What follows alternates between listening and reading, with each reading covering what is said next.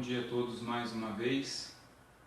Possa o Mestre Jesus continuar nos iluminando, nos intuindo e nos abençoando em nossas considerações, nossas reflexões acerca de seus ensinamentos, acerca de seu Evangelho, aqui em nosso estudo de hoje. Bom, nós falávamos em nosso último capítulo, nós lemos a primeira mensagem de um espírito israelita e fizemos alguns comentários, e nós estamos aqui no capítulo 1 de O Evangelho segundo o Espiritismo, e hoje nós iremos ler a mensagem de Fénelon. E Fénelon é um espírito que tem uma contribuição muito grande nas obras de Kardec, especialmente do Evangelho segundo o Espiritismo. E uma mensagem de Fénelon recebida em Poitiers, em 1861. Nós vamos lendo, vamos fazer um comentário e vamos ao mesmo tempo tentando transportar isso para algumas de nossas realidades de nossos dias, para que nós tenhamos melhores condições de reflexionarmos sobre as características e sobre o sentido do texto de modo mais prático para nós. Então vamos lá então. Um dia, Deus, em sua inesgotável caridade, permitiu ao homem ver a verdade através das trevas. Esse dia foi o do advento de Cristo. Depois do vivo clarão, porém, as trevas se fecharam de novo. O mundo, após alternativas de verdade e obscuridade, novamente se perdia. Então, semelhantes aos profetas do Antigo Testamento, os Espíritos começaram a falar e a vos advertir. O mundo foi abalado nas suas bases. O trovão ribombará, sede firmes. Bom, aqui neste parágrafo está falando que Deus permitiu que ao homem ver a verdade através das trevas. Porque quando Jesus veio e apresentou o Evangelho, apresentou aquelas propostas, eram ideias muito além da compreensão daquelas pessoas naquela época. Na verdade, eu sempre que, na oportunidade, eu falo, disse até no último estudo, que nossa compreensão não é muito diferente. Mas quando eu falo nossa compreensão não é muito diferente, eu não estou dizendo que nós éramos exatamente similares àqueles povos em todos os sentidos, mas em alguns. Se nós hoje detemos um conhecimento muito amplo, um conhecimento científico, filosófico muito amplo, nosso sentimento está muito distante. Porque sempre que nós pensamos em compreensão em seu sentido mais profundo, em sua definição mais ampla, também está atrelada a sentimento.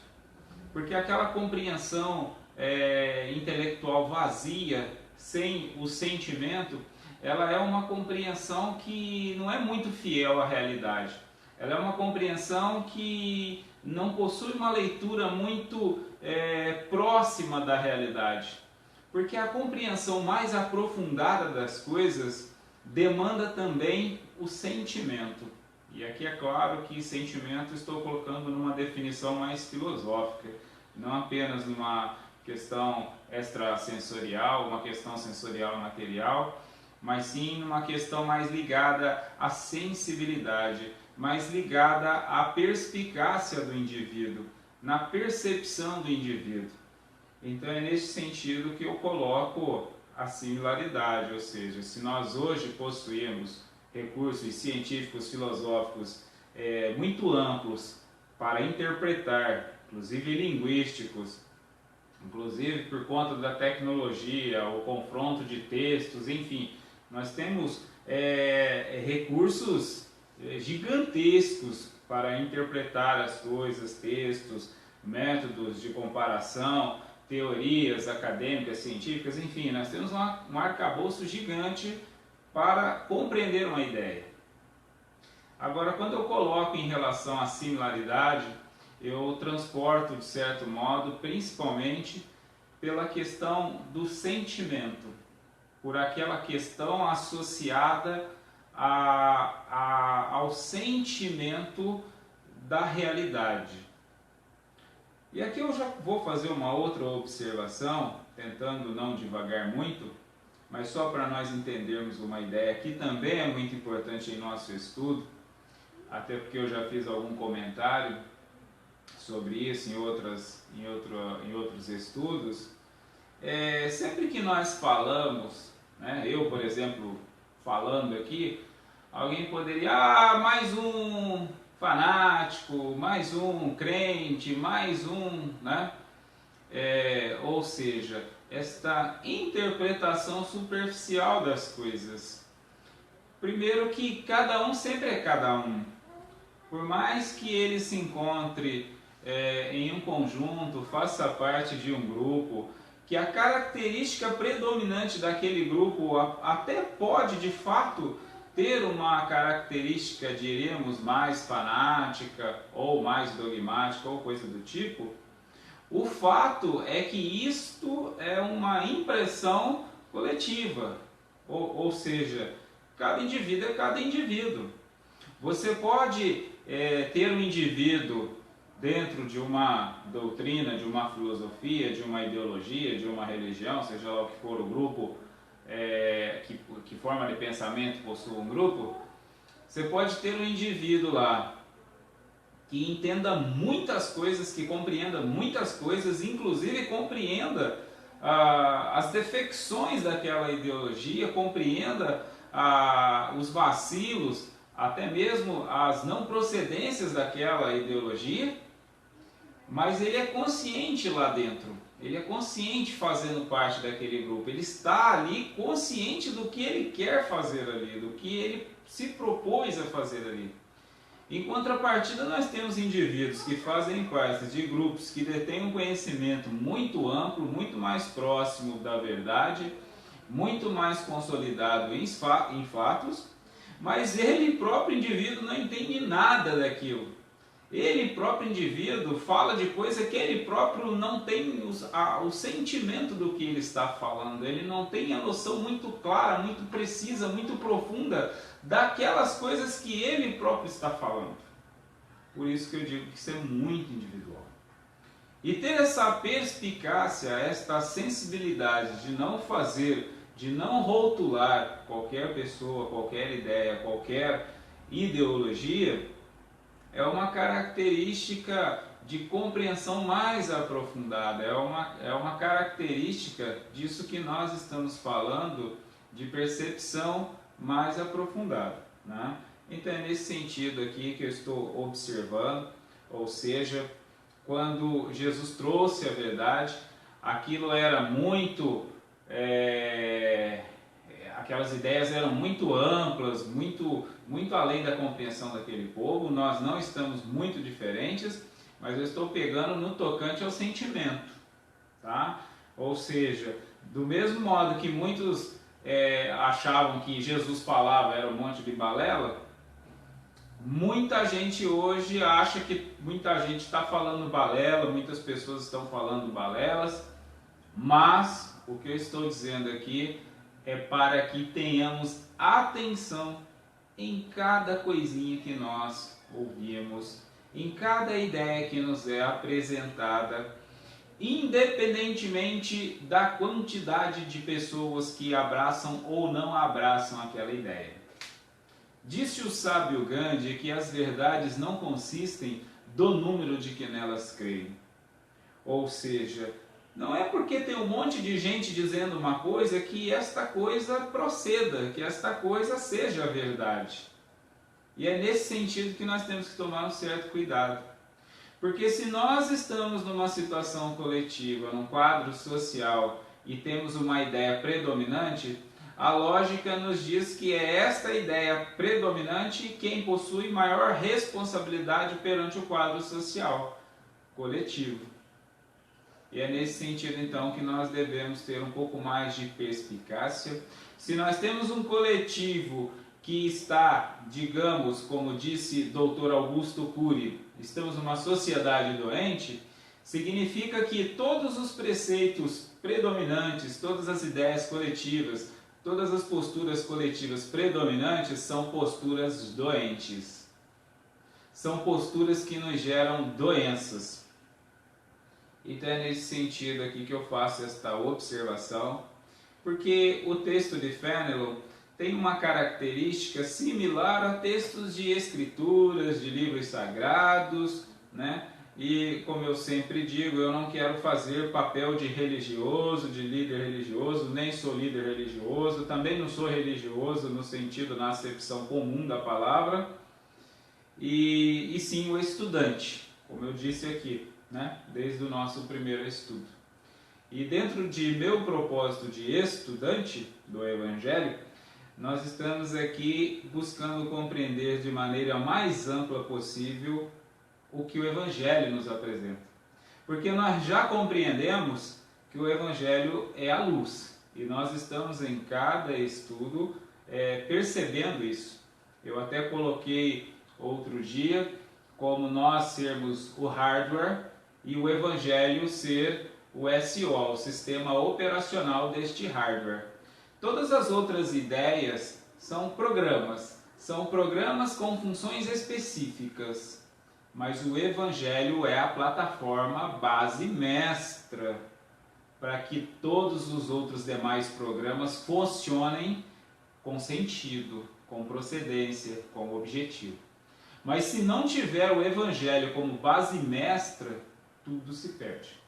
Tá? E eu estou falando isso e ao longo do estudo eu vou destrinchando esta ideia do porquê eu faço esta definição, do porquê desenvolvi esta compreensão de Evangelho como ideário mestre. Né? Eu estou fazendo uma analogia aqui, como se nós, carne, osso, corpo, mente, processador, né?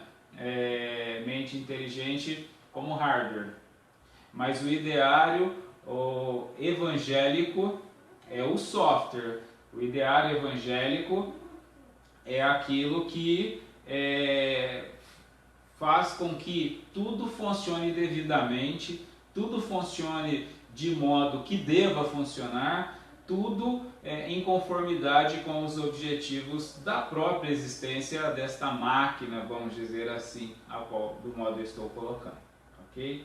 E aqui no final do parágrafo ele fala o seguinte: o mundo foi abalado nas suas bases, o trovão ribombará, né? Estrondará, sede firmes, né? Ou seja, sejamos firmes porque vai haver abalos. E nós percebemos estes abalos na atualidade, nas últimas décadas, e nós percebemos que é por conta da não compreensão deste evangelho, né? É claro que aqui eu estou falando em termos filosóficos mais incomuns e não é propósito nenhum ficar falando o que todo mundo está dizendo, ficar reproduzindo o que todo mundo já foi condicionado a reproduzir, mas sim estudarmos seriamente, corajosamente, sem medo de ir para o inferno, sem medo de ofender, sem medo de uma série de coisas, né? Mas quando eu falo sem medo de ofender, quero observar mais uma vez, tá? O nosso propósito aqui é um exame livre de consciência, não é agredir ninguém, não é sequer criticar alguém, e sim apenas e exclusivamente estudar, compreender a nós mesmos diante do mundo em nosso entorno, ok? Bom, dando continuidade, a gente vai comentando mais sobre isso. O Espiritismo é de ordem divina, pois repousa sobre as próprias leis da natureza. E crede que tudo o que é de ordem divina tem um objetivo elevado e útil. Vosso mundo se perdia. A ciência desenvolvida com o sacrifício dos interesses morais vos conduzia unicamente ao bem-estar material, revertendo-se em proveito do espírito das trevas. Bom, aqui eu vou fazer um comentário, né? Aqui o texto de Fenelon está dizendo que a ciência desenvolvida com o sacrifício dos interesses morais vos conduzia unicamente ao bem-estar material, revertendo-se em proveito do espírito das trevas. Observe bem que outro dia eu comentava, né, sobre o arcabouço científico, filosófico, tecnológico e material que nós possuímos hoje. E toda esta ciência, todo este conhecimento, todo este saber por detrás destas coisas, e tudo isso sendo empregado unicamente ao bem-estar material, isso reverte em proveito do espírito das trevas. Aqui eu quero fazer uma definição de espírito das trevas, que talvez quando eu fale assim, alguém pensa, espírito das trevas é uma entidade X. Não, não é isso que eu estou dizendo. Não é isso que eu interpreto que o texto esteja dizendo. Espírito das trevas é aquele espírito aqui, na definição, digamos, mais sentimento coletivo, né? Ou seja, revertendo-se em proveito do espírito das trevas. Aquele espírito que coabita em todos nós com o sentimento trevoso. É o que gera o quadro trevoso. É o que gera o desemprego em massa, problemas na saúde, problemas na educação, os problemas sociais que nós enfrentamos. O que é isso senão o espírito das trevas, que acaba sendo aquele que predomina, né, digamos assim. Ou seja, a ciência sendo desenvolvida com o sacrifício dos interesses morais, ou seja, por que outro dia eu comentava, falando um pouco sobre caridade, definição de caridade, dissociando um pouco com a definição de esmola, né?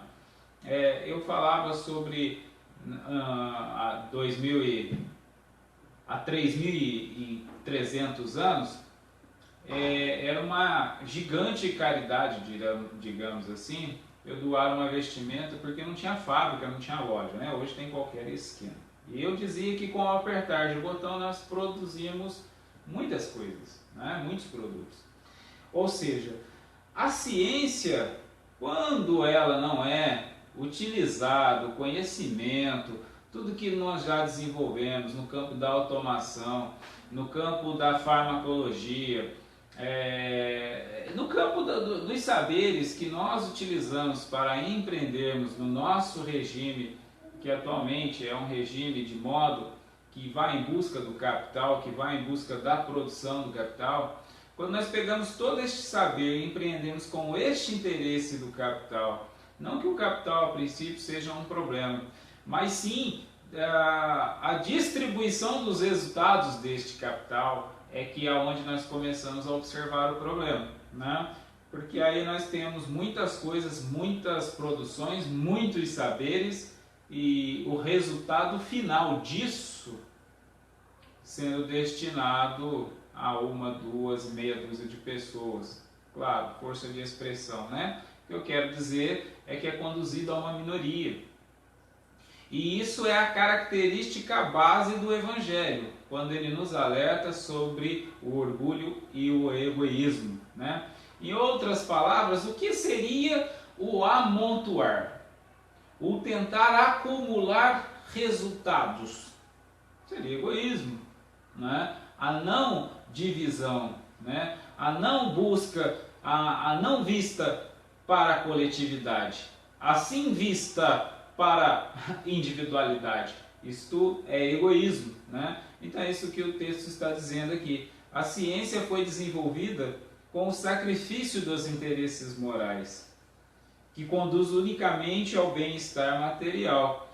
E, ou seja, ainda por cima, para o bem-estar material destas individualidades, né? Desta individualidade. Isso tudo reverte, então, em proveito do espírito das trevas, né? E aqui, quando fala sacrifício dos interesses morais, eu quero fazer um parênteses. Quando eu falo do egoísmo e falo da distribuição não equitativa, né? Da distribuição que não ocorre de modo equânime, eu não vou utilizar a expressão igualdade, porque de fato eu acho que não procede, uma vez que cada um é único, cada um empreende de modo único, a igualdade talvez não seja um termo muito adequado. Agora sim, a equidade. Agora, a equidade também, isso não quer dizer que alguns tenham privilégios e outros não. É muito mais complexo a análise disso, não é objetivo agora, tá? Vou fazer um subparênteses aqui, um colchete agora, né? Alguém diz assim, não, mas eu trabalhei, eu fiz, eu tenho direito, eu trabalho, foi suor meu. Tá, mas você está esquecendo de contar que historicamente você foi herdeiro de coisas que foi fruto de guerras e lutas, com fiscos e uma série de outras coisas que legitimamente não te dá o total direito disso que você argumenta ser seu. Porque só foi seu porque houve usurpação, houve confiscos, houve guerras, houve, enfim, para que você hoje tivesse a condição social, né, econômica, socioeconômica que possui, foi graças aos antecessores que confiscaram, tomaram, enfim, né? Não vou devagar muito, mas só para ilustrar o porquê que eu falo equanimidade, né? O porquê aqui eu coloco a distribuição equitativa de modo mais amplo. Que você não pode pegar, logicamente, o bom senso diz que isso é estupideza, dizer que você nasce numa família com todos os recursos, estuda, faz e angaria um bom emprego, angaria uma boa posição social, vamos dizer assim, e alguém que nasce totalmente sem estas condições, você dizer que vocês dois possuem os mesmos meios de busca, né? Então você, o seu suor fez com que você merecesse o que tem, e o suor do outro não faz com que ele mereça. E aqui a gente então, só para ilustrar uma ideia, como eu disse, eu não vou aprofundar, mas para nós começarmos a destrinchar o porquê sacrifício dos interesses morais. Porque isso que eu estou falando é atrelado ao interesse moral. Ou seja, porque o interesse moral aqui, ele começa a derrubar o egoísmo. O interesse moral aqui, né, ele começa a falar da moralidade das colocações que eu apresento, né? Digamos assim, qual a moral que eu tenho para dizer que isso tudo é fruto meu? Vou pegar um exemplo meu aqui. Qual a moral que eu tenho para dizer que este meu conhecimento é fruto de meu esforço? Não, Alan, mas você estudou, você fez, aconteceu, fez curso, enfim, fez graduações, isso tudo é mérito seu. Ah, é? Mérito meu? Então, se eu tivesse nascido em determinado lugar, dificilmente eu teria esta oportunidade. Se Allan Kardec não tivesse feito este trabalho, eu jamais estaria aqui estudando isso. Se Bill Gates não tivesse empenhado na tecnologia, com a criação dos primeiros sistemas operacionais, a explosão dos computadores pessoais, eu não teria acesso ao conhecimento tecnológico que eu possuo. Uma de minhas formações, que é em tecnologia, eu não teria nem... Aliás, eu nem seria formado nisso, possivelmente. Porque nem haveria esta opção de formação. Ou seja, o que eu estou dizendo é que há uma interdependência e, portanto, o mérito também é interdependente. Em todos os sentidos. Eu não posso ser infantil ao ponto de achar que tudo isso é mérito meu.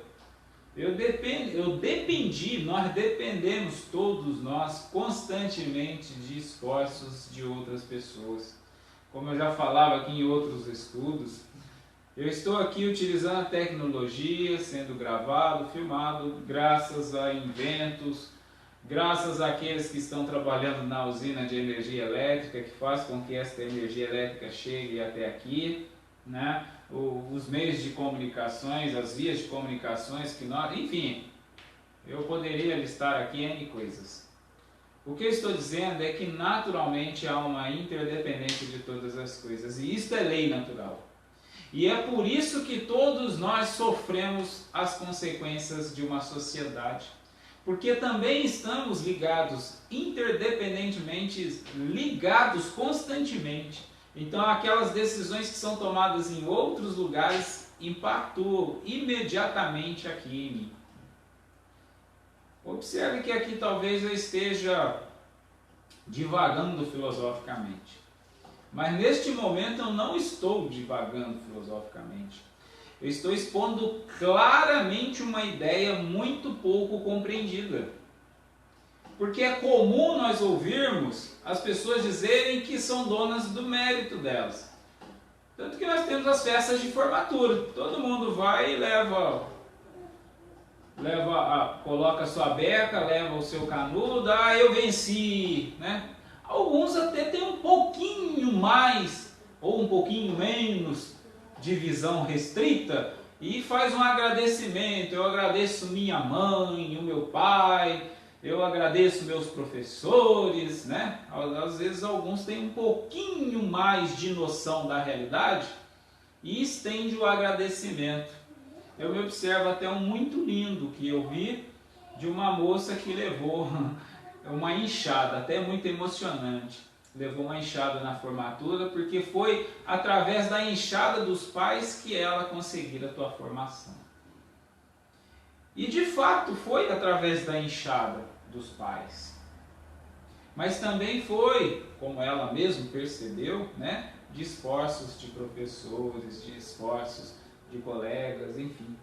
Mas o que eu estou dizendo aqui é que nós temos a visão restrita de achar que só aquilo que os nossos olhos estão percebendo é o que é fato. Só porque eu observo que meus olhos veem o meu pai arando, é que ele é responsável por mim.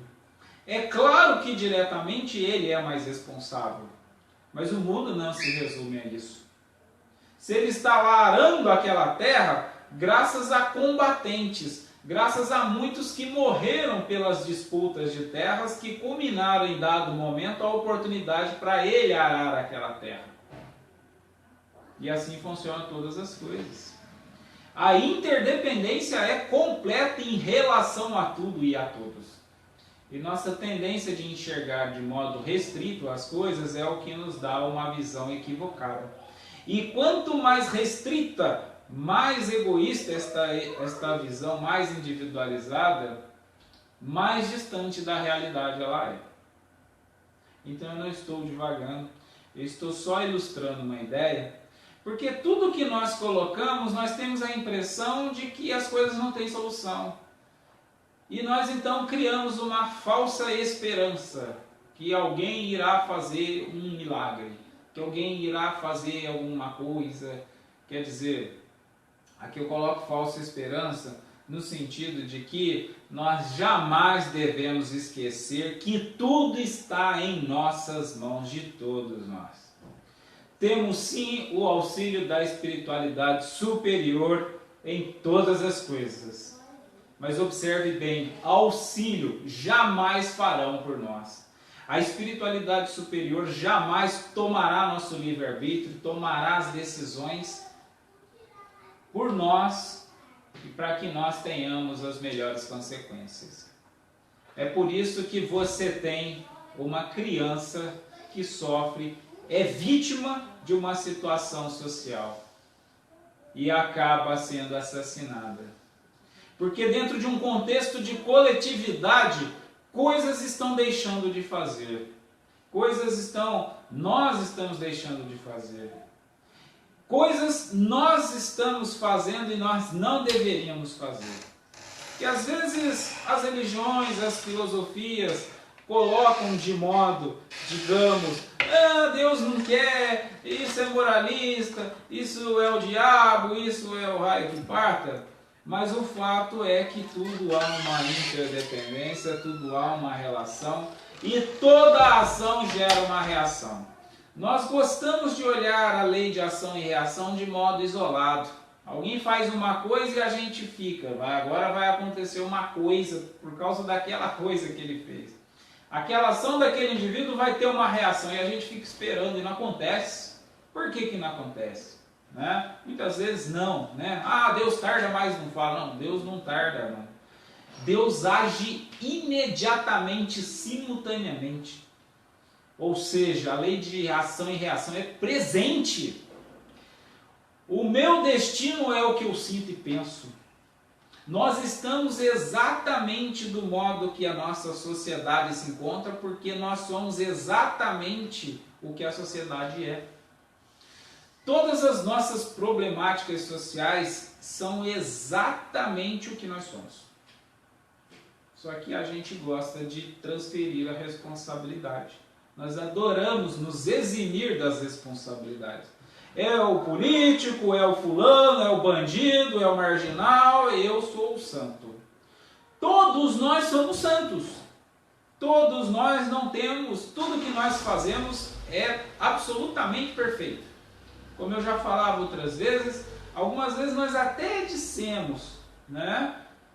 Eu sou imperfeito, eu tenho que melhorar. Mentira, né? Nós gostamos de ludibriar a nossa consciência. Se você acha perfeito e se você acha que você precisa melhorar, por que você não melhorou? Né? Porque não quer, né? Mas é difícil. Não é difícil, né? O difícil é você fazer uma coisa que você não quer fazer. É difícil? É difícil eu levantar dessa cadeira agora e ficar em pé? Se eu não quiser, é muito difícil. Agora, se eu quiser, eu levanto.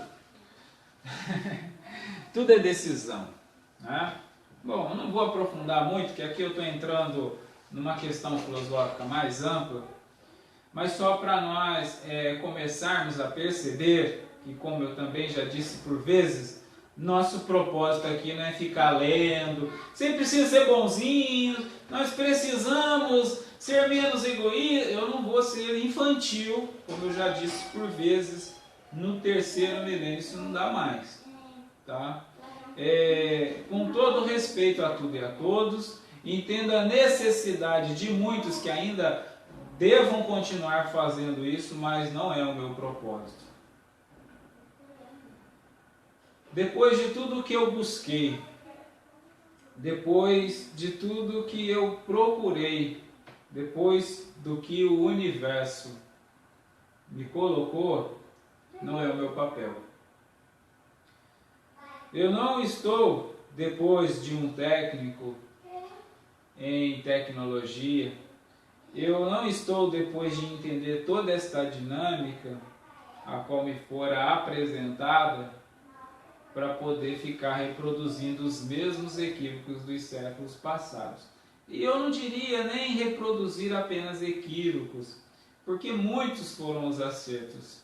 Mas o meu propósito aqui é dar um passo a mais, não é ficar mais naquele século passado.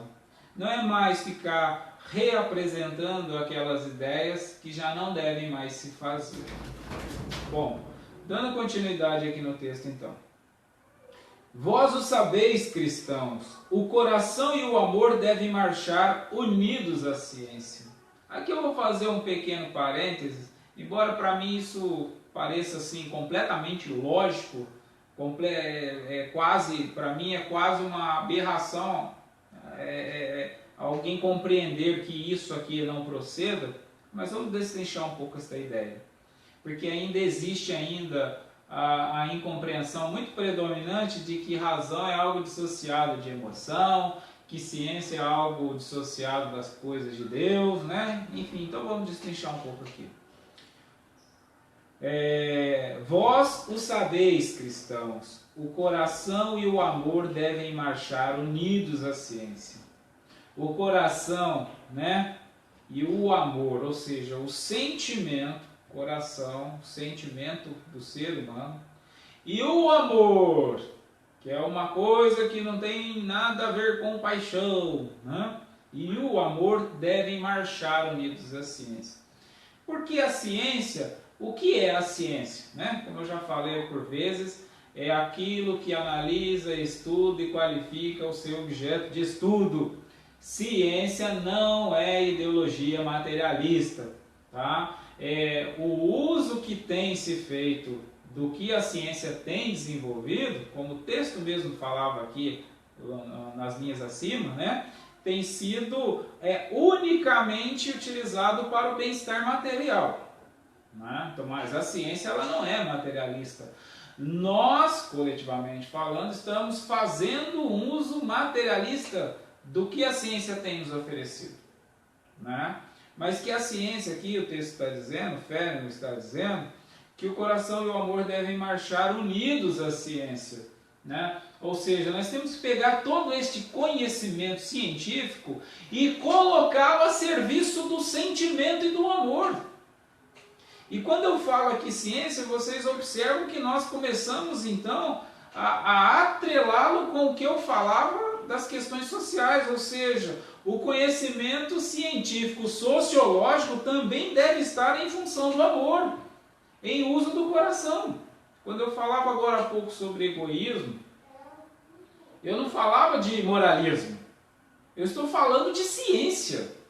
A sociologia categoricamente nos provando, nos comprovando que é exatamente pelo fato do regime atual estar acumulando cada vez de modo mais individualizado, nós temos problemáticas socioeconômicas, que por sua vez geram questões ligadas ao que nós definimos como criminalidades, mas que não é senão resultantes de questões socioeconômicas.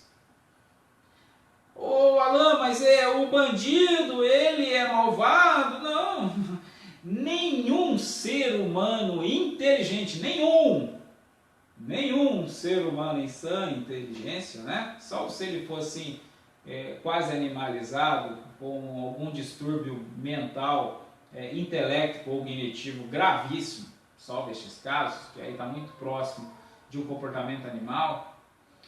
Mas todo ser humano que tem inteligência para arquitetar um crime, para fazer um assalto, para conduzir um veículo, enfim, todo ser humano inteligente tem exatamente as mesmas condições que um humanista como Gandhi, como Jesus. Vós sois deuses, e tudo o que eu faço vós podereis fazer ainda mais. Jesus não disse que era apenas alguns, eram todos.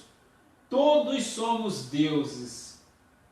E tudo que ele fez nós poderíamos fazer e ainda mais, se assim nós quiséssemos. Alan, tem a parte do nós quiséssemos, tem gente que não quer. Não, se nós todos quiséssemos, nós todos seríamos deuses. Mas se uma ovelha estiver desgarrada, não vai dar para sermos deuses. Vai ser todo mundo diabo. Vai ser todo mundo demônio.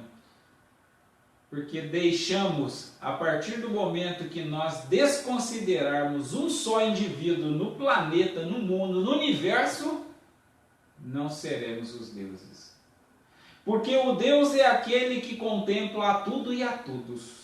É o amor em sua definição mais plena.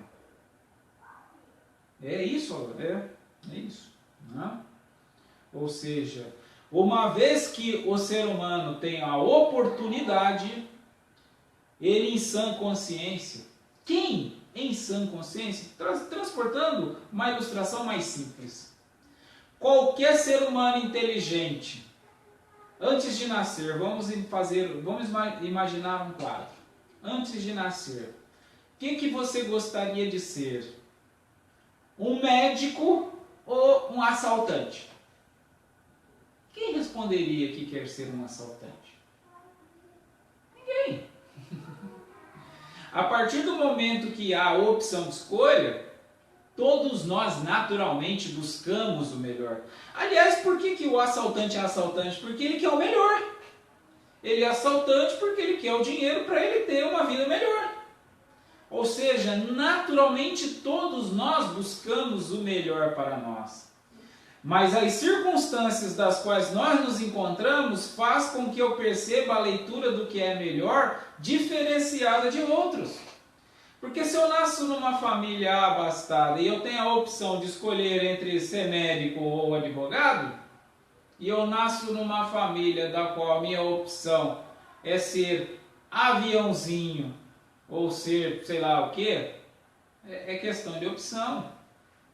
Esta ideia superficial, esse jargão infantil de que eu escolhi o melhor, é a mais infantil visão, é a mais superficial das visões.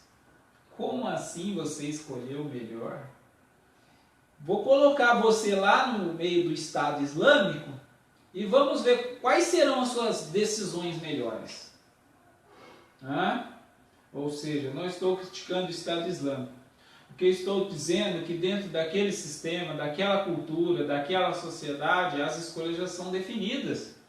Você opta apenas por quais coisas você, por algumas coisas, vamos dizer assim. E assim é em nossa sociedade. Como diz o nosso companheiro José Raul Teixeira, enquanto tiver jovens utilizando tênis de R$1.000, haverá outros jovens matando outros jovens para tirar o tênis dele. É simples assim. Enquanto alguém estiver pagando quase um salário mínimo, ou mais até do que um salário mínimo, para um tênis para o seu filho, haverá filhos de trabalhadores que não ganham este salário mínimo, ou que ganham um salário mínimo, matando para ter aquele tênis. Isso é consequência lógica. Consequência lógica dentro de um contexto social. Mas quando nós criamos o artifício de que não, mas o dinheiro era meu, ninguém tem direito, e eu até que tenho direito, aí a gente cria as ideias infantis e as justificativas infantis e vamos sofrendo as consequências do mesmo modo. O fato de nós ludibriarmos a nós mesmos, ainda que coletivamente todo mundo faça isso e pareça que isso tem cara de verdade, porque está muita gente fazendo, quase todo mundo, não tem muitos Alan falando o que eu estou falando, aí o que acontece? Todo mundo acha que isso é verdade. Mas o que eu estou dizendo é que os fatos mostram o que é a verdade. Contra fatos não há argumentos. Nós criamos artifícios e justificativas falaciosas, mas não procedem. E é isso que o texto aqui está dizendo, né? Ou seja, o coração e o amor devem marchar unidos à ciência. E aqui eu estou colocando inclusive a ciência sociológica. Porque se todo conhecimento sociológico nós ainda ficarmos discutindo apenas as questões do bem-estar material, que por sua vez dentro de um regime capitalista implica no bem-estar material de uma minoria, de uma individualidade ou de algumas individualidades, o resultado total obviamente vai ser o resultado que nós temos, né? Embora aqui a gente está pegando uma observação, né, da ciência em relação à ciência sociológica. E aqui a gente faz também em relação à farmacologia, a ciência farmacológica. Ou seja, de que adianta a farmacologia estar em função, né, das corporações e dos grupos farmacêuticos, das indústrias farmacêuticas e por fim, dos diretores, dos acionistas, enfim. Vai faltar remédio na saúde pública do mesmo jeito, porque isso não tem objetivo da coletividade, né? Ou seja, a ciência não está unida ao coração e ao amor. E quando nós olhamos para alguns trabalhos, o marketing, bendito seja o marketing, para não dizer o contrário, né? No bom sentido, obviamente, quero reiterar mais uma vez, nosso intuito não é criticar ninguém, e sim fazer uma reflexão, né? Quando eu vou analisar, por exemplo, o trabalho de uma fundação que tem recurso privado, partindo de uma indústria privada, de um organismo privado, né? Coloca aquele trabalho, coloca lá milhões, tal, né? Como diz o meu amigo Geraldo Rufino, empresário admirabilíssimo, para cada milhão eu dou R$1, né? É isso que acontece. Então, por mais lindo que seja, é sempre R$1 de 1 milhão. Ou seja, mero marketing. Só para dizer que, né, tá tendo retorno, tá tendo retorno. Curiosamente, eu não estou falando nenhuma mentira, tá tudo público, né? Você clica lá, quanto a empresa A investiu quanto na sua fundação? R$1. Empresa A teve quanto de faturamento? 1 milhão. Está na internet. Isso ainda é o que é o transparente, né?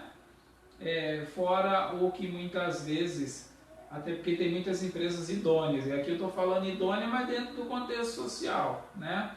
Ou seja, é idônea dentro do que a sociedade atualmente exige de idoneidade. E muitas são, pagam seus impostos corretamente, tal, né? Embora sempre com um lobbyzinho, tal, que é muito difícil uma empresa hoje funcionar sem possuir um lobby, né? Uma grande indústria hoje, ela simplesmente não funciona senão porque o mecanismo político demanda, exige que assim seja, né? Mas enfim, não vou entrar neste mérito também, mas só para nós colocarmos a questão da ciência não aliada ao amor, não aliada ao sentimento, ou seja, nós não buscamos o senso de produção, né, de desenvolvimento científico, para que isso seja um bem para a coletividade. E aqui eu mencionei um pouco da indústria e talvez isso poderia gerar, então são os empresários, são os políticos, eu vou agora fazer o diferente, tá? Para a gente não ter a impressão que os responsáveis são os políticos e os grandes empresários. Porque todas estas grandes empresas, elas só funcionam porque tem gente querendo emprego, tem gente querendo se empregar, aliás, está uma fila enorme de pessoas querendo se empregar. Ou seja, eu quero entrar, produzir e que se dane o resultado. Mais ou menos assim, né? Ou seja, o que eu estou querendo dizer é que dentro de uma coletividade, se aquele que busca o emprego também não busca com o amor, né? Ou seja, ele busca apenas para obter um salário, para obter a sua subsistência individual, não há a menor diferença deste com os presidentes, diretores e políticos de maiores responsabilidades. Não há nenhuma diferença, né? No sentido de que é necessário que haja esta união, né? Ou seja, que a ciência esteja a serviço, né? Aos interesses morais. É nesse sentido que o texto está dizendo. Bom, só para a gente ilustrar uma ideia, vamos dar, tá? Ou seja, tudo é fácil para aquele que crer. Mas aqui o crer, eu estou utilizando uma observação de Allan Kardec, como ele anotou no livro O Céu e o Inferno. Não basta crer, é necessário compreender. Ou seja, o crer aqui é o crer no sentido de compreender esta dinâmica da qual nós estamos aqui falando. Não é ficar crendo, esperando um milagre, né? É crer, acreditar nisso tudo, observar, compreender, acreditar no sentido de compreender, não no sentido deliberado de crença, né? Compreender tudo isso e usar o amor, isso nos enche de gozo inefável. Porque quando você compreende toda esta dinâmica e ama e age amorosamente, isso enche de um gozo inefável. Porque quando nós não compreendemos, nós nos afligimos. Quando nós compreendemos e não amamos, nós afligimos do mesmo modo. Porque quando a gente não compreende, a gente acha que a culpa é do político, que a culpa é do prefeito, que a culpa é do governador, que a culpa é dos empresários, né? Como se o pipoqueiro da esquina não vê a hora de mandar embora o abridor de saquinho dele, né? Desde que invente uma máquina para ele de R$1.000, é a primeira coisa que ele fará, né? Quem não adoraria ter um robô doméstico em casa para demitir a empregada doméstica, né? Todos adorariam que alguém inventasse esse robô, né? Quem assistiu aquele filme Eu, Robô, né? Tem lá o robô doméstico. Muitos adorariam. E qual é a diferença minha e do empresário, dono da indústria? Da farmacologia, enfim. Qual é a diferença? Se nós fizermos uma análise um pouco mais aprofundada, na maioria das vezes aquele empresário está amando muito mais do que eu. Quando eu faço esta análise, eu citei aqui, por exemplo, o Geraldo Rufino, o qual eu admiro muito pela sua postura. Inclusive, já disse para ele que eu o considero como um dos maiores evangelistas da atualidade. Porque como ele coloca os objetivos da gestão e dos negócios, é algo inédito. É algo assim que vai muito além das ideologias comuns, das ideologias predominantes, desde Adam Smith, desde Taylor, desde Fayol, tudo isso ficou muito distante, né? Bom, mas aqui só para ilustrar, porque muitas vezes estes estão gerindo grandes empreendimentos, mas com o objetivo de transformação social, né? Eu estou citando aqui Geraldo Rufino, meu amigo, já disse isso para ele, né? No sentido de que ele coloca que tem esse objetivo. E você sente que ele tem esse objetivo, porque ele mostra isso na vida. É aquilo que eu falava outro dia da hipocrisia, né?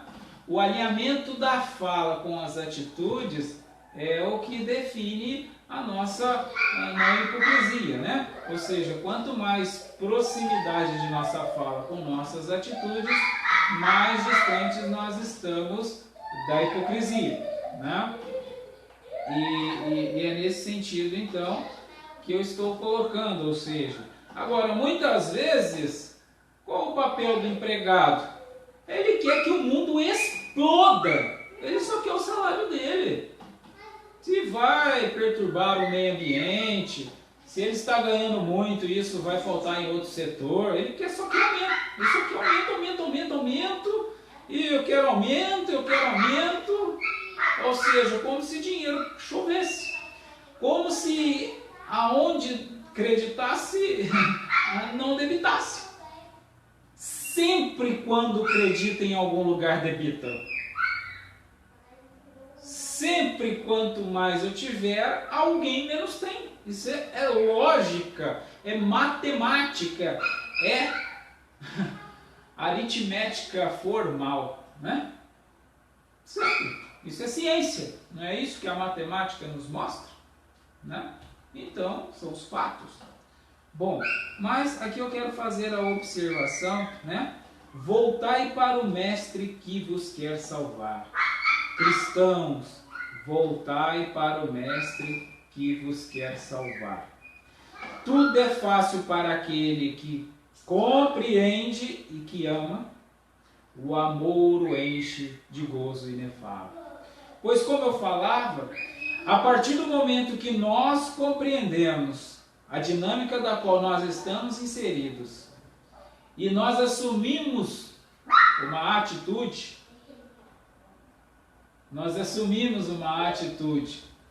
e uma postura de amor, aí vem o gozo inefável. Porque aí nós começamos a não ter cobranças inconscientes da nossa consciência, né? Ou seja, nossa consciência não começa mais a pesar, nem de modo inconsciente. Nossa consciência não começa a pesar-nos os vales, os distúrbios psicológicos, espirituais, enfim, nós aqui entraríamos em outro campo. E não é o assunto do momento, mas só para dizermos que quando nós compreendemos e amamos, isso nos enche de um gozo inefável. Porque despertos e responsáveis, decididos por sermos responsáveis de nossas posturas, de nossas ações e assumindo as consequências e não culpando ninguém mais no universo por nada, senão analisando que nós somos senhores soberanos de nós mesmos, isso nos dá um gozo inefável. Porque aí nós começamos a ter diante de nossas mãos toda a nossa vida. E todos os nossos sucessos ou fracassos, se é que poderíamos utilizar esta expressão, e aqui eu estou falando sucesso e fracasso íntimo. Estou falando nada de profissão, não estou falando nada de emprego, nada de salário, porque isso é coisa que muitas vezes é chamada de sucesso e é o maior fracasso. Será compreendido como o maior fracasso a posteriori. E quanto inversamente, muitas vezes olhado algo como fracasso não é senão o sucesso íntimo do indivíduo.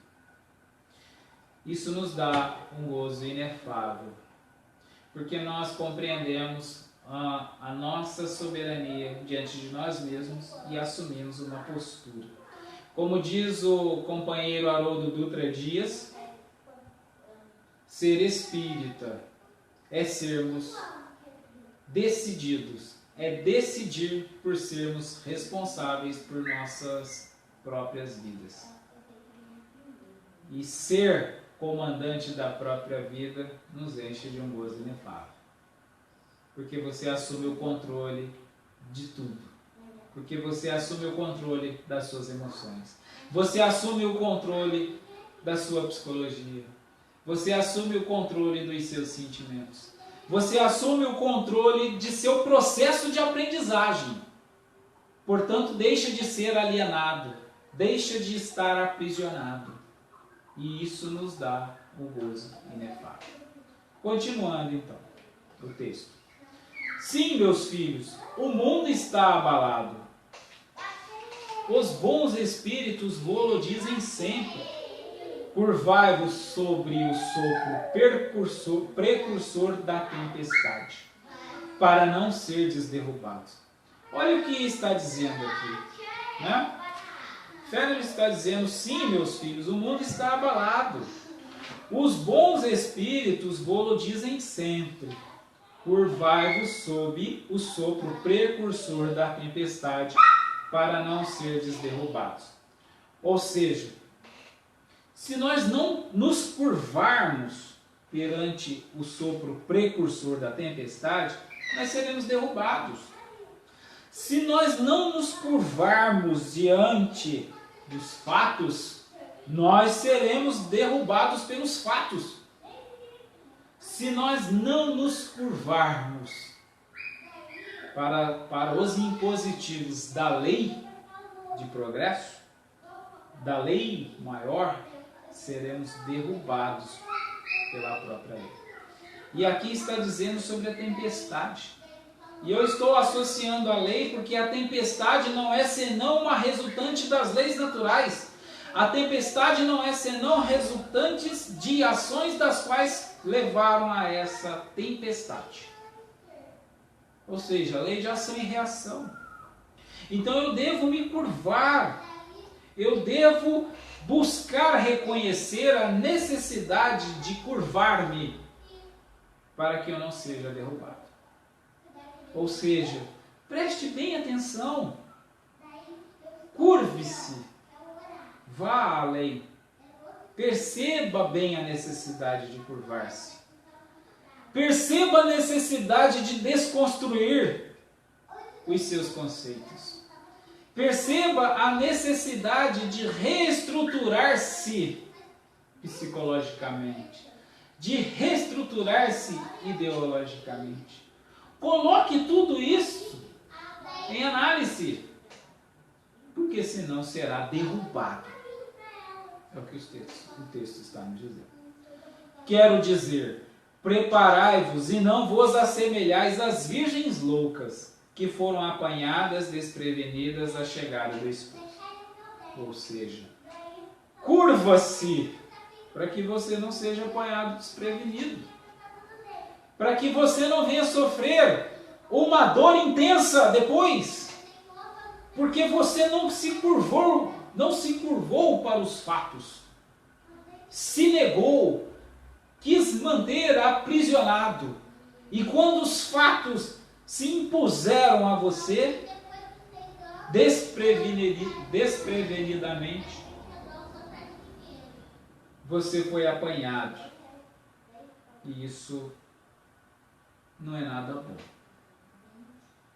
Então, curve-se, observe, reestruture-se. Lembre-se que, acima de tudo, há um gozo inefável. Eu não estou dizendo que isso é dorido. Eu não, em momento algum, o texto nos diz que é dorido. Jesus disse que teríamos aflições, mas eu venci. Ou seja, teremos sim aflições, mas aflições não necessariamente são ruins. prazer sim é ruim. Porque o prazer, que é a ociosidade, estou pegando a definição de prazer, associando essa definição com ociosidade, ela sim me leva ao desprazer, à infelicidade. Agora, as aflições não são senão circunstanciais. As aflições não são senão meros processos. Como eu sempre fiz a analogia da prova. A prova é uma provação em si?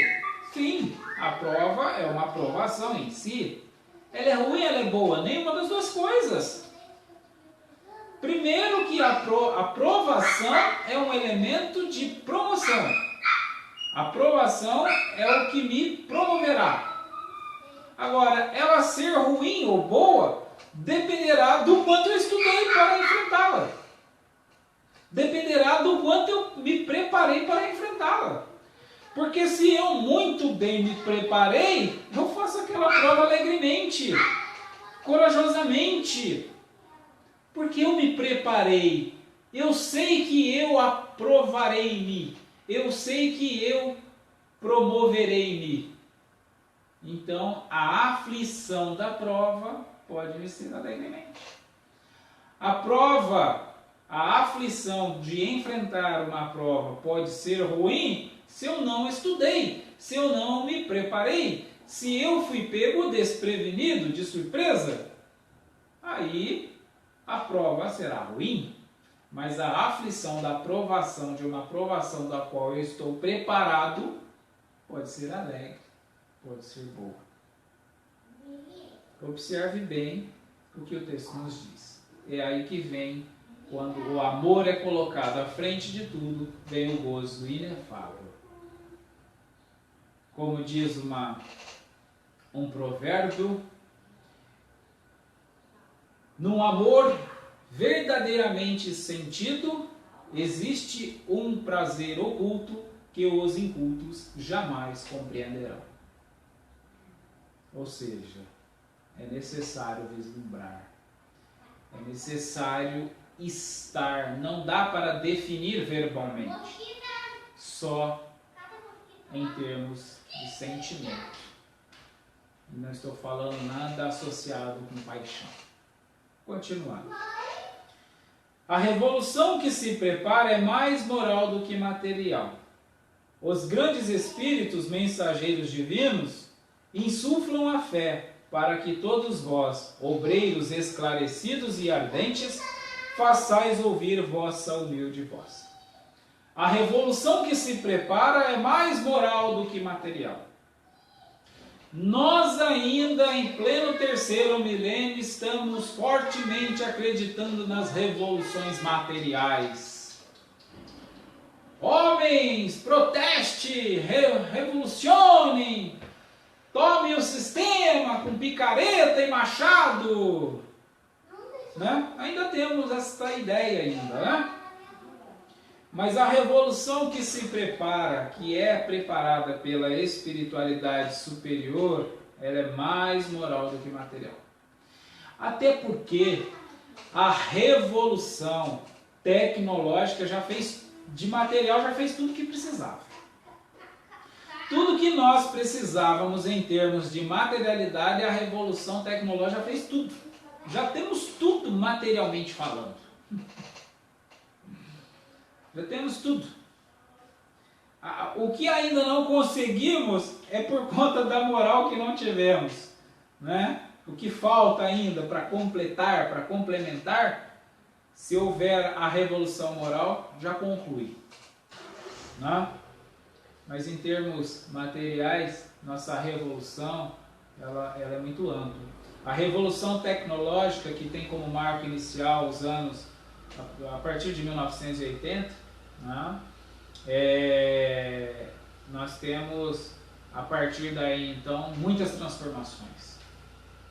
Eu não teria tempo aqui para catalogar, mas só uma observação.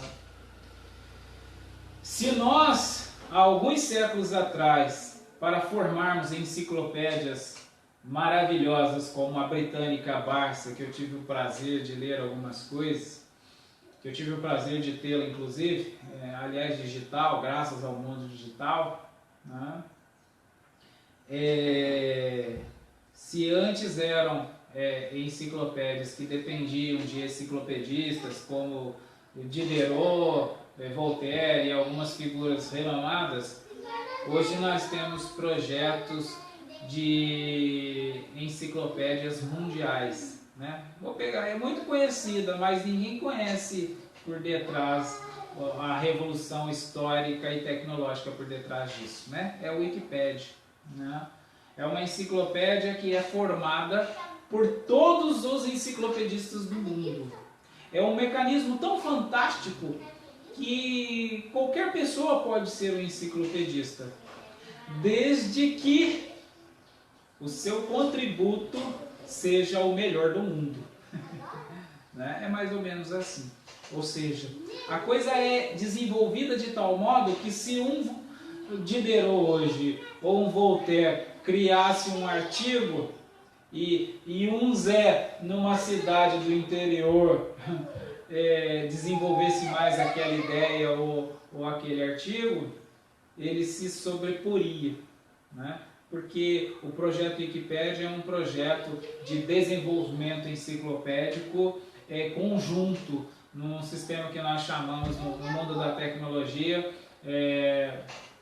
no sistema open source, né? Um sistema que ele tem a colaboração aberta, é um projeto aberto que pode ser desenvolvido, pelo menos em termos de conteúdo, né? Aliás, o próprio programa também tem esta característica, a própria página, né?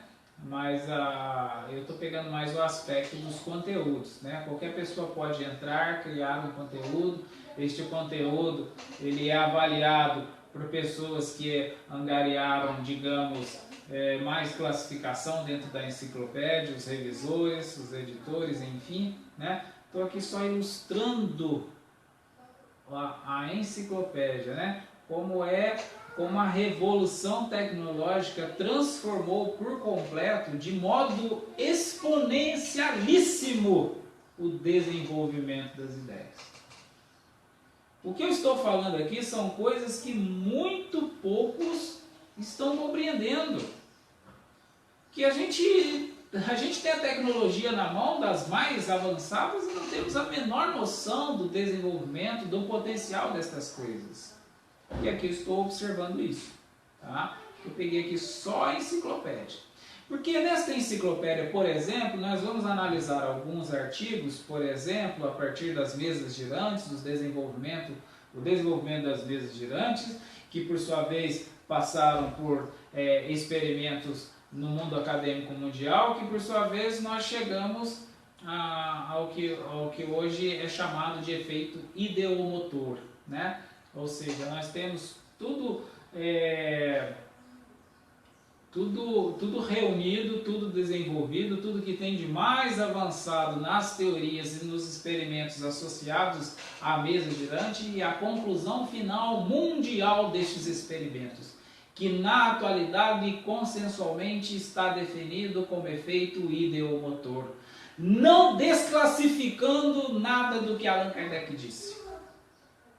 Olha o que uma enciclopédia de poder mundial possui. O mundo não consegue refutar as teorias apresentadas por Allan Kardec. Pelo contrário, nós temos a sociedade de grupos cientistas britânicos avalizando experimentos associados à mediunidade.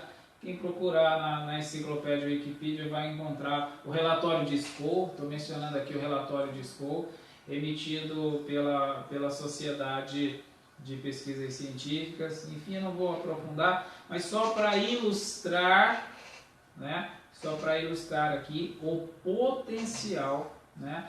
E a revolução, o desenvolvimento material que nós já temos.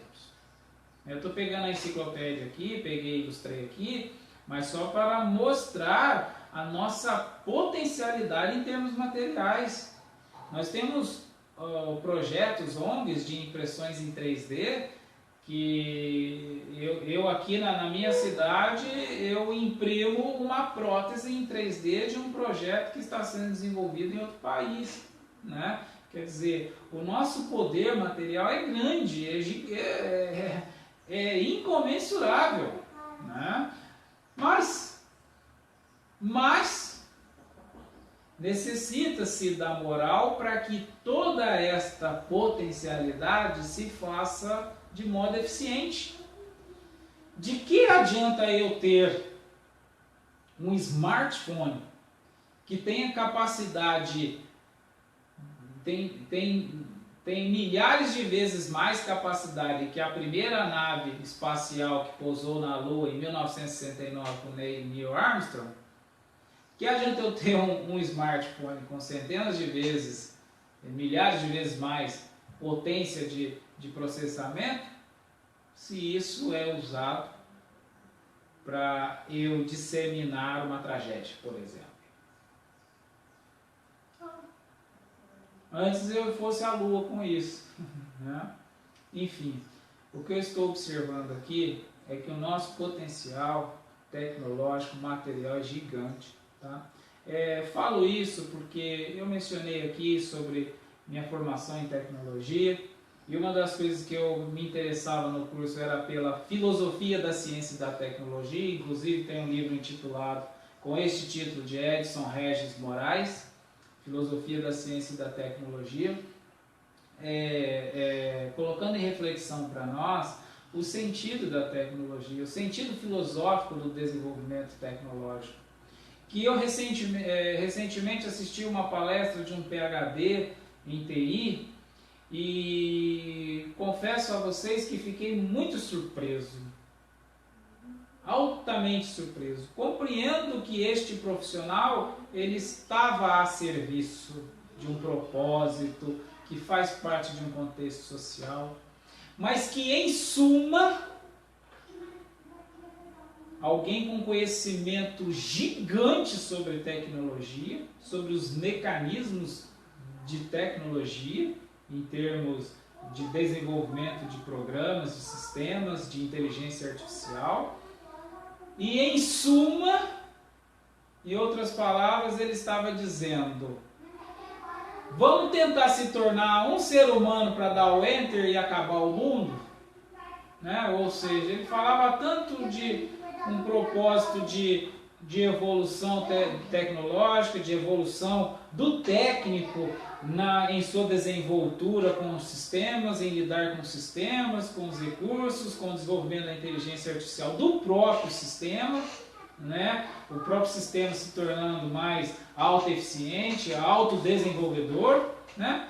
Ou seja, se nós tivermos o propósito de pessoas que criam coisas que se desenvolvam cada vez mais para atender a um mecanismo de marketing, a um mecanismo de publicidade e, portanto, de venda, de faturamento, enfim, meia dúzia deste acabava o mundo, né? Você coloca um para presidir a Google, o outro para presidir as indústrias de produções materiais, meia dúzia não, dois, já acaba o mundo, né? Enfim, o que eu estou dizendo é que a tecnologia já está muito desenvolvida. E hoje, estudando, na terceira graduação, estudando as questões mais associadas à sociologia, eu comparo o quanto nós evoluímos, o quanto nós avançamos materialmente, o quanto nós avançamos até mesmo em termos sociológicos, os nossos conhecimentos, as nossas teorias, desde Emile Durkheim, desde Karl Marx, Engels, Durkheim, o italiano também, Antonio Gramsci, que tem umas teorias muito bem desenvolvidas. Nós temos, eu já mencionei aqui por vezes, né, uma figura que tem muito bem desenvolvido, muito bem desenvolvidas as teorias sociais, né, Michel Foucault, muito pouco compreendido, por sinal, inclusive no mundo científico, muito pouco citado, muito pouco compreendido, sempre colocado como mais filósofo do que sociólogo, né? Embora eu compreenda exatamente as duas coisas, ele é tão filósofo quanto sociólogo, porque as propostas que ele apresenta de fato são solutivas, são coisas que são soluções concretas, né? Porque senão a gente vai ficar no político, né? Mas enfim, só para mostrar para nós que a necessidade maior é da revolução moral. E aqui é por isso que eu digo que o Evangelho é a base. Porque não adianta eu ter conhecimento de tecnologia, de inteligência artificial, de conceitos sociológicos desenvolvidos, de Michel Foucault, de caramba, 4, se eu não tiver moral para fazer essas coisas. Se eu não tiver moral para compreender, porque moral para aplicar, porque compreender eu já começo. O que eu estou falando aqui, não estou falando grego. O que eu estou falando aqui, qualquer criança de 9 anos já entende. O problema é que muitas vezes está condicionada a uma série de coisas. Né? Mas eu não estou falando nada que a lógica repulse. Né? Ou seja, quando nós prestamos atenção sem preconceito, nós observamos a necessidade do imperativo da moral. E sociologicamente falando, nós observamos a necessidade do imperativo da moral, tanto que a religião existe desde sempre. Ou seja, o homem sempre compreendeu a necessidade da moral. Só que como ele secundariza, ele tem as problemáticas. E ela tem que ser primasiada, para que assim então o resto seja secundarizado e com isso então nós consigamos o equilíbrio. Né? Eu coloquei primasiado, mas o próprio Allan Kardec vem falar nas questões 780 e do Livro dos Espíritos e seguintes, a questão de que o intelecto sempre prescinde da moral, no sentido que primeiro há necessidade do avanço intelectual para depois a moral. Aliás, por isso nosso intelecto tão bem desenvolvido e a nossa moral atrasada, né? Porque isso é natural, né? O que nós estamos observando aqui é que este intelecto, quando ele vai, é como se ele tivesse um elástico ligado na moral. Então, quando ele vai, ele puxa a moral. Só que como ele puxa num elástico e não com um cabo de aço, ele pode ir numa velocidade maior do que a moral. E isso quer dizer que quando ele for numa velocidade maior do que a moral, a tensão do elástico aumentará. E esta tensão, ela pode ir aumentando, e este elástico pode arrebentar-se, né? É onde nós vamos, por exemplo, culminar numa Segunda Guerra Mundial. Tá? Ou seja, a tensão, a evolução foi tão grande, sem o avanço da moral, que chega-se à conclusão, vamos nos matar.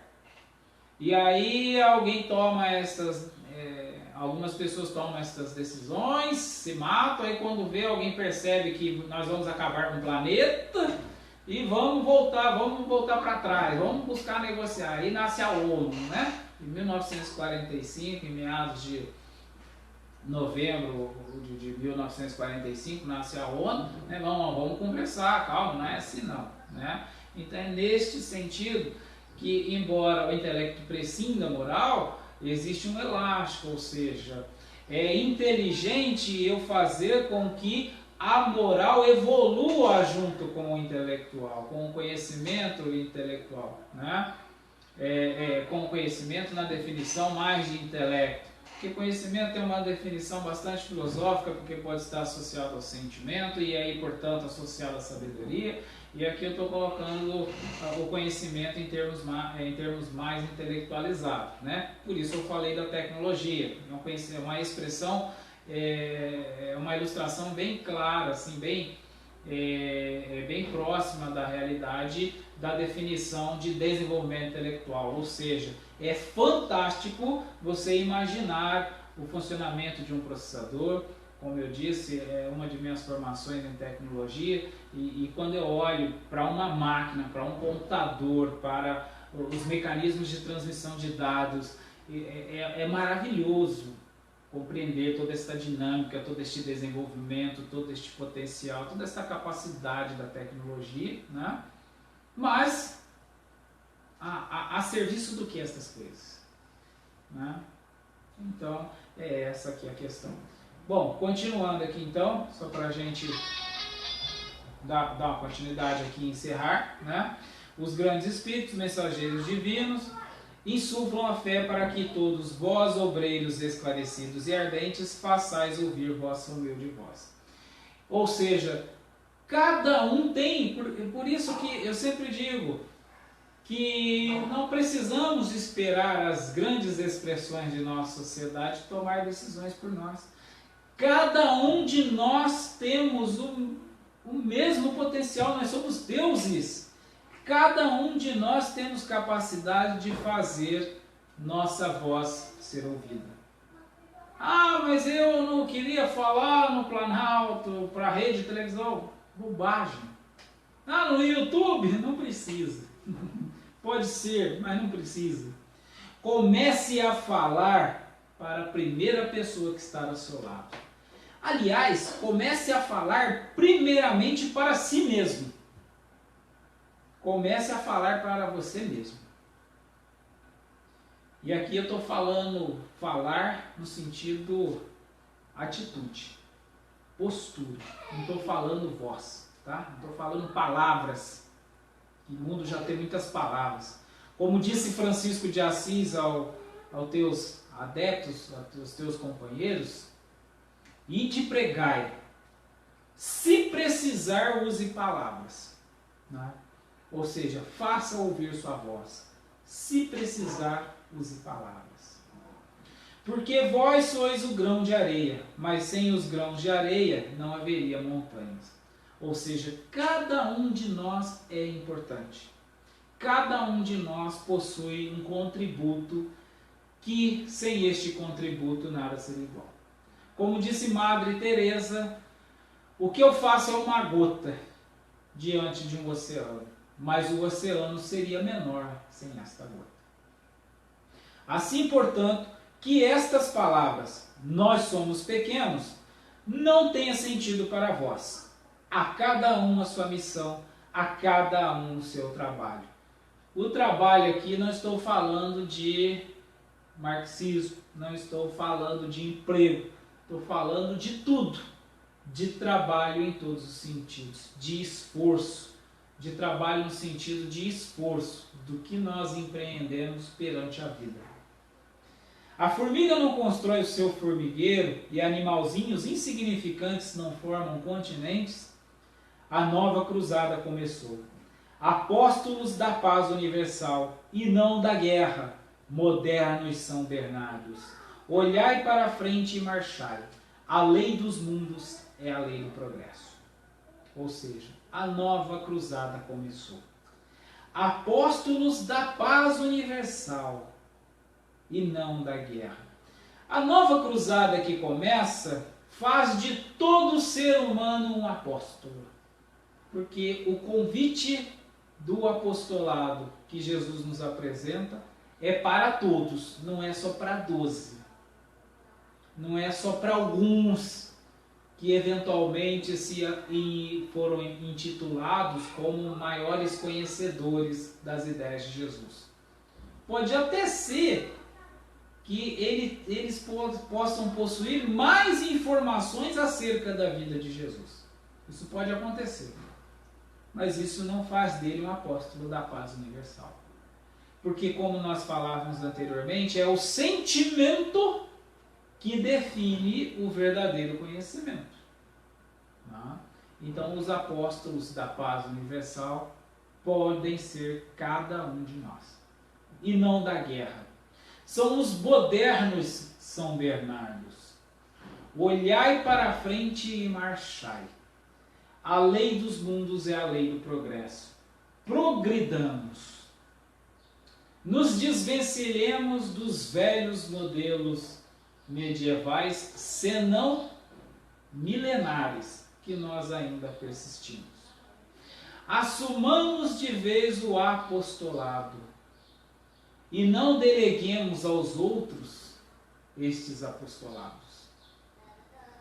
Sejamos cada um de nós o apóstolo do Evangelho. Esta é a mensagem de fé a nós. Meus amados irmãos, muita paz.